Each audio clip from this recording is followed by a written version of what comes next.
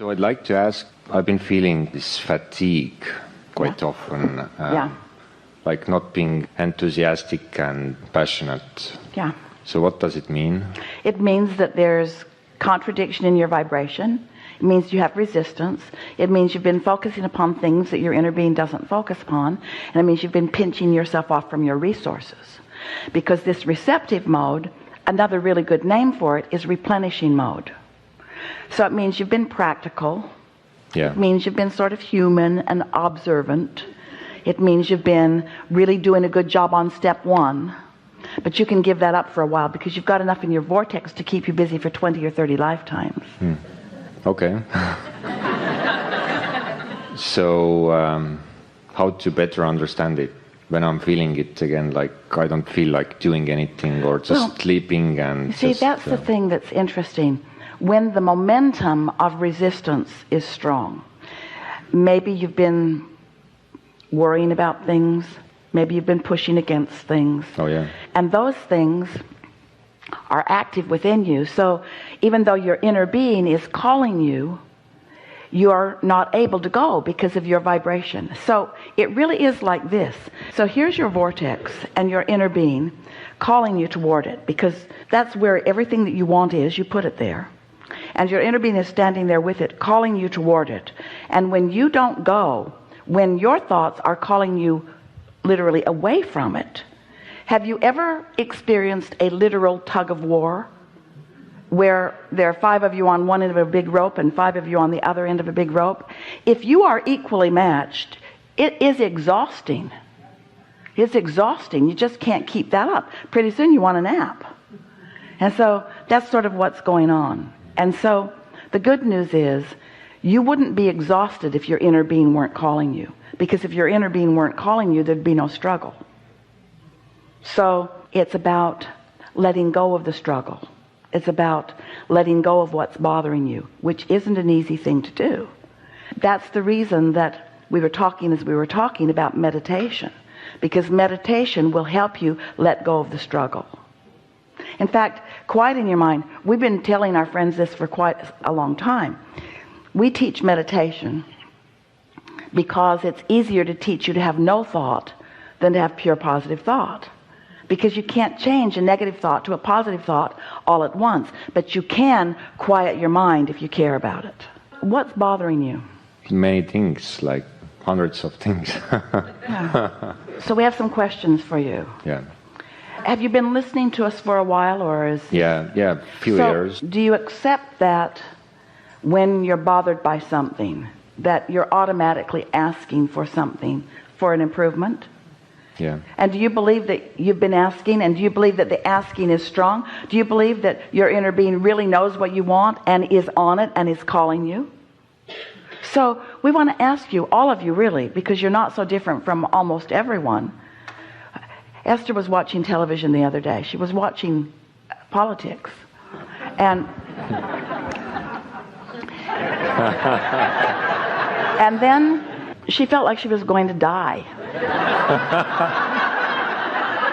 She felt lifeless in her body, and she actually thought that she might want to die. And then she began to laugh, and she was all alone while she was having this experience. And she held out her hand as if it was a little cup full of poison, and she just kept touching.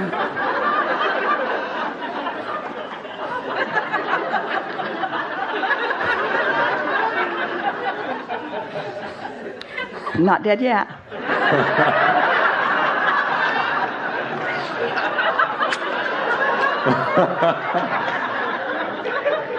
Because she knows that when she focuses upon things that she cannot do anything about and feels the injustice of them and feels empathy for those who are feeling the discomfort of them, that she has put herself in a powerless place.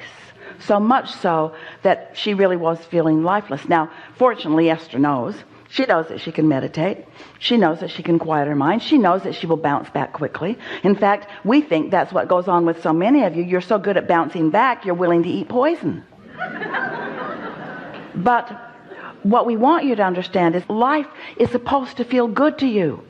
And so eat a little of it. That's what contrast is. And launch your rockets of desire. And then get general enough in your thoughts. That's what meditation will do. It will quiet your mind back to the basics enough that then new thoughts about all of those new pathways can be made. It's like this. You don't mean to do it, but all of you do it. Esther 2 is that you know what you don't want and you know what you do want. So you make an effort to get back to what you do want with many of the processes. Esther uses every process that we've ever offered. Focus wheels. She writes thousands of focus wheels. She tries to get on rampages of appreciation. In other words, she tries to find positive thought. So you participate in a thought that doesn't feel good, and then you improve it, and then you participate in a thought that doesn't feel good, and you improve it, and you participate in a thought that doesn't feel good, and you improve it, and you participate in a thought that doesn't feel good, and you improve it, and then you participate in a thought that doesn't feel good, and you improve it, and pretty soon you just make a little rut, a little groove. Even though your inner being's way over there, you can't quite make it out of that rut. It's like you've got a leash that you only let yourself out a little ways on it before you jerk yourself back. The other day, we had a really good conversation with a nice man who was having a hard time on a lot of things. In fact, he reminded us of the way you were feeling. And so we said, just call out some negative emotions. And we're going to tell you the word that we would use to describe that negative emotion. So he said discouraged, and we said disconnected. And he said angry, and we said disconnected. And every word that he offered, we said disconnected, because it's all the same thing. Doesn't matter what word you use, it's disconnected from who you are. It's not receiving. It's not replenishing. It's too much poison. So then, later in the conversation, we were talking about what the remedy is. What is the remedy when you're discouraged? Meditation. What's the remedy for when you're angry? Meditation. When somebody encouraged Jerry and Esther in 1984 to meditate, they left that place saying to each other, meditation is so weird. Jerry said, we're business people. I like practical things. One day, someone told Jerry that she could see his aura, and he just avoided her for the rest of the time. Because that stuff doesn't seem practical. Here I am in the real world with things to do and places to go and people to see and so on. And you've been trained to be objective and weigh the pros and the cons and the pluses and the minuses, and it feels logical to observe. It does. But you've got to put it into context. Observation of what is, constant observation of what is, will hold you only in what is. And this is what's so interesting about this. As you have been observing what is and launching a rocket, and observing what is and launching a rocket, and observing what is and launching a rocket, and here's your inner being over here with all of these rockets calling you over here, but when you keep observing only what is and you don't go, it is exhausting. You got to go. Which means you've got to find some way of letting go of what is. And you don't have to let go of what is all day long. Don't do that. Go where you need to go. Keep eating, feeding your children, go to work, earn money, all of that stuff. Don't take long naps. Do take long naps, but not long naps. But find a way to quiet your mind enough that you can begin to let some of what you've been asking for come in. And it is our promise to you. You see, it feels like I'm going to need the money before I feel better, or I'm going to need the relationship before I feel better, or I'm going to need to be recognized at work, or have more respect before I can really feel good. But that isn't true. You just need a little satisfaction. You just need a little satisfaction, and then a little more, and then a little more, and then a little more.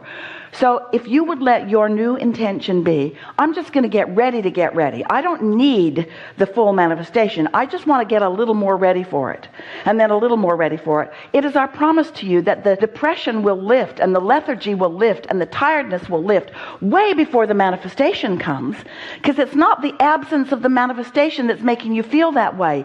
It's the thought process that's keeping you from your true thought power. It's the not letting the thought energy flow through you. The thought energy, once you let it start flowing through you, will give you every manifestation in the world that you've ever asked for. But you're not ready for all of them right now, you see. Mm-hmm.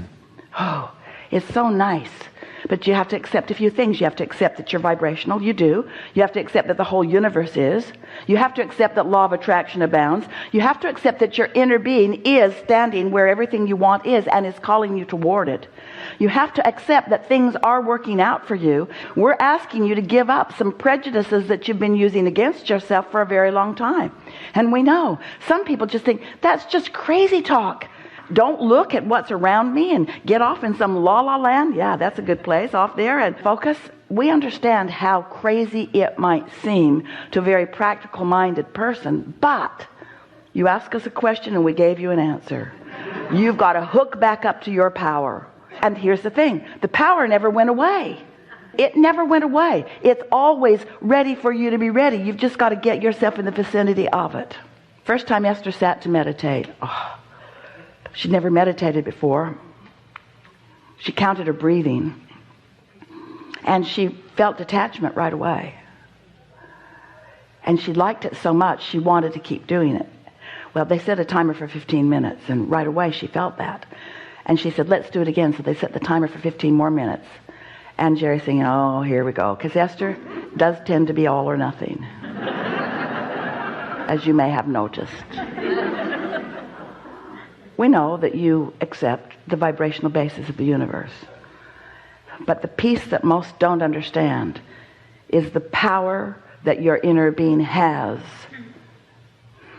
The importance that your inner being has in the way you feel. Your inner being is not calling you to anything that life hasn't caused you to ask for. So it's not like you're a puppet on a string. If we were translating for your inner being precisely, your inner being would be saying, all through your life, you've been sorting and sifting, and you've been making requests, and we know every single one of them. And they're all lined up here, and many of them have dovetailed together.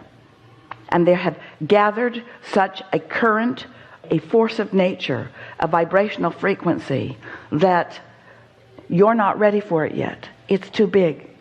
It started before you were even born. You've added to it every day since, and you've got to find some way of acclimating to this, because you're just going to bounce off of it right now. You try to approach it, you're not ready any more than you could set your radio dial on 98.7 and listen to what's being broadcast on 101. The frequencies have to match up. So meditation will help you to sync your frequencies. And once your frequencies are synced, not very important things will bring you satisfaction. But if you're focused upon the satisfaction feeling, if satisfaction's what you're going for, not an instant remedy, but satisfaction, and then you do it tomorrow, and then the next day, it won't be more than a few days before, first of all, you're going to feel way better. And then significant ideas will begin.